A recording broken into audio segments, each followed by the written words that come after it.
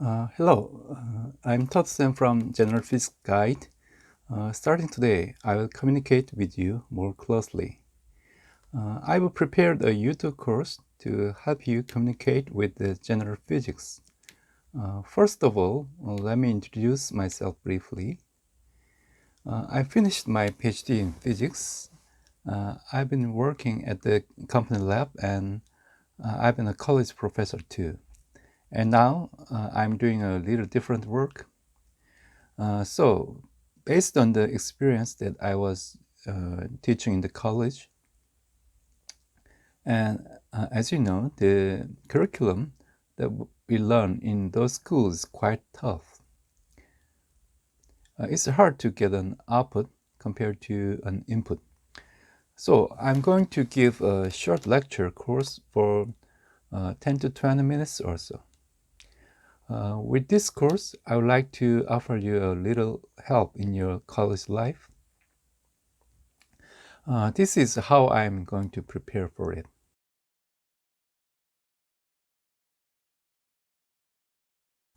First of all, the benefits you get from listening to this course are as you are looking at the nature in a little bit more clearly, you can get any wisdom from nature. There will be, by applying that wisdom to some of our lives will be a little bit more abundant. I think there's a little effect of being rich. So you can see that the application of some simple memorization and formulas of physics is not going to work. It's not important, but if you understand the basic concept, you can apply it to any other social phenomenon and you can analyze it. I hope your ability will be enhanced through this lecture. So I will try to avoid using formulas as much as I can. I'm going to explain the concept and I'm going to focus on developing that kind of ability to apply.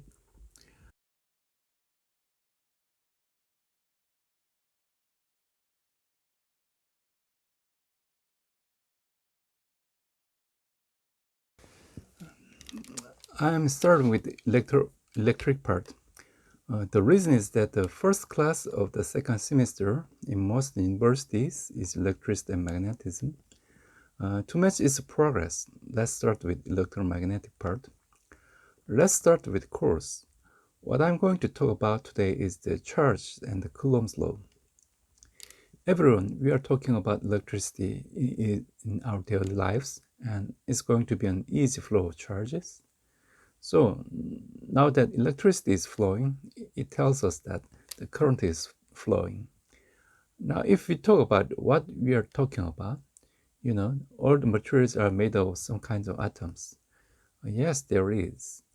So there is a nucleus in the middle, and there is electron circling around it like this. We can explain it in this basic concept of atom. For convenience, there are two types of charges, plus and minus. This is what we arbitrarily decide. So if we call the nucleus plus, we can call the opposite charge as minus. The charge in atomic nucleus is plus or minus. So now all the stuff. All matter have an electric charge? Not really. Neutrons don't have these charges. It's a unique property of matter. It's got about 4 characteristics that what it is. Like I said, plus minus, there are two different kinds of things, even if we name them A or and B.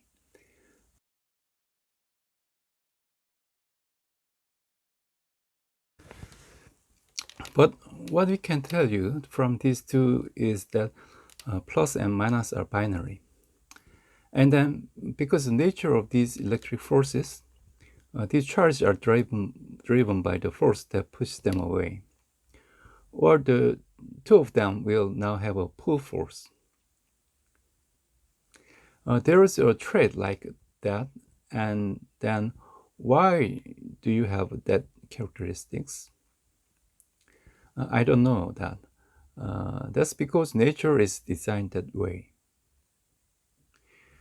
In other case, gravitation, we all know there is always a pull between two objects. So this electrical force is very important. The most important thing is that the bouncing and pulling force can work at the same time. So the other thing is that these charges don't disappear or appear once they've been created. As we convert it into another material, the charges will always be preserved.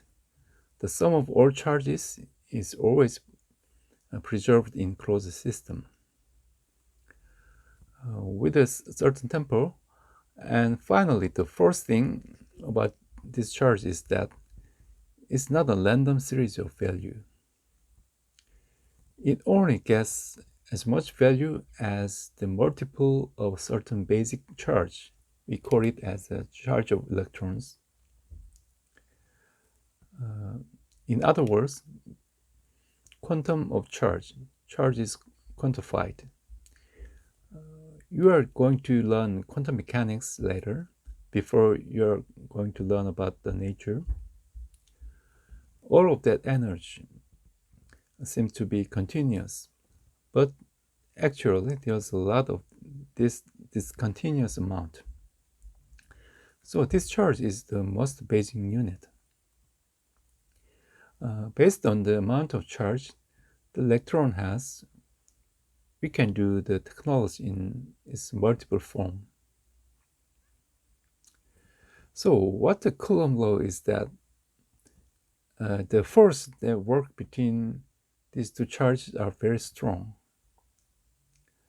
It follows a certain series of rules, and that's what we call Coulomb's law, because it's what Coulomb's discovery. The law of universal gravitation, the Newton's law, is discovered. Objects of two different masses pull each other, and the pull force is inversely proportional to the square of distance. That's Newton's law of universal gravitation, inversely proportional to square distance and proportional to the mass of the two. I can describe all the movements of objects as this. Similarly, Coulomb's law. The force acting on object with two different charges. When we say the proportional constant, which is proportional to multiplication of each charges and inversely proportional to the square between these two distances, is k. That force is F equals k q1 q2 over r2. That's how it is given. So this Coulomb's law is most important physics. It's one of basic rules and is almost identical to Newton's. But the amount of mass changes into charges. The distance is the same, and the proportional constant has changed from g to k. You don't have to know the value of this proportional constant k. Now, this is the most important thing you've ever seen. If you are going to take a test, you are going to be given this value, and you are going to have to remember that its value is a lot more bigger than g. It's possible. The k value is then 1 over 4 pi epsilon 0. You can say epsilon 0 is a dielectric constant in the air or in the vacuum. So I will tell you the details later when I'm dealing with the dielectric materials. But remember that you can express it in that way.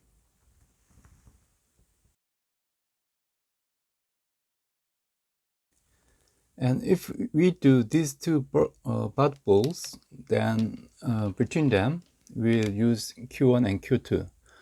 The force acting between two is inversely proportional to the square of distance between two, and then proportional to charge Q1 and Q2. I told you I would do it. And what's the specific value of R? From the center of this go ball to the center of this go ball. Because when we are describing physical phenomena, we are always doing the same thing.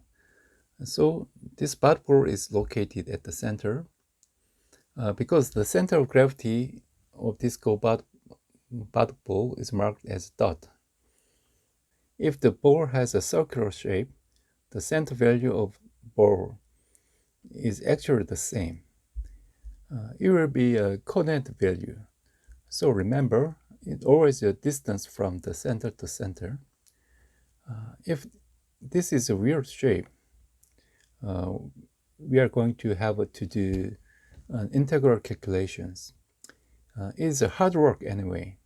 It means the distance from center to center of the distance. You can take it that way.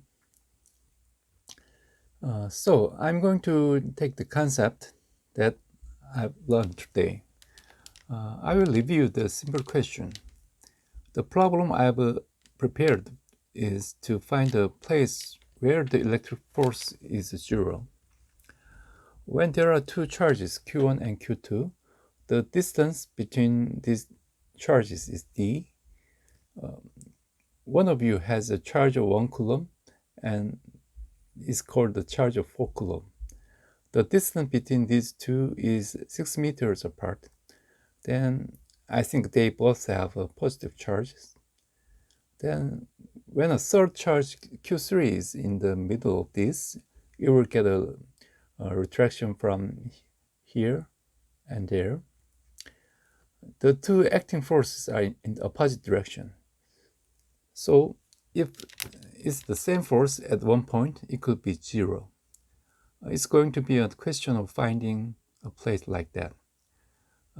If you think about it, how does it give Coulomb force?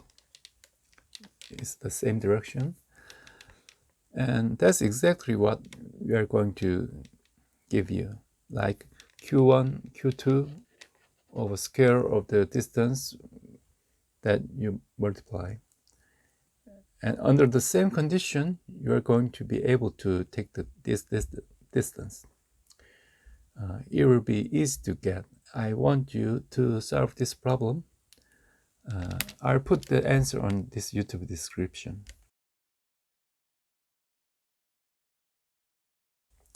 And I have finished my first lecture on Coulomb force in my first English YouTube video, which is a little bit like a beginner. There are a lot of shortcomings, but I'm going to show you guys. If you give me feedback, I will fix it and make it up to you. It will make it up to you. I'll be back with a better lecture. If you can tap on the subscription you're familiar with, and if you click OK, I will continue with a better lecture. I'm going to have the opportunity to take the look at the whole course of general physics if you show much likes. Thank you guys, and have a good day. Bye.